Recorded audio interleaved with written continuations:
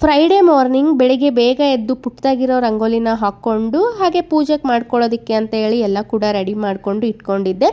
ಹಾಗೆ ಒಂದು ಎಳ್ನೀರಿತ್ತು ಅಂತ ಹೇಳಿ ಎಳ್ನೀರನ್ನು ಕೂಡ ಕುಡ್ದಿದ್ದಾದಮೇಲೆ ಇವಾಗ ಬೇಕಾಗಿರೋಷ್ಟು ಹೂವನ್ನು ಕೂಡ ತೊಗೊಂಡು ಪೂಜೆ ಕೂಡ ಮುಗಿಸ್ಕೊಂಡೆ. ಹಾಗೆ ನಿನ್ನೆ ನೈಟೇ ನಾನು ದೋಸೆಗೆ ರುಬ್ಬಿಟ್ಟಿದ್ರಿಂದ ಬೆಳಿಗ್ಗೆ ಟಿಫನ್ ಏನು ಕಷ್ಟ ಆಗಲಿಲ್ಲ ನನಗೆ.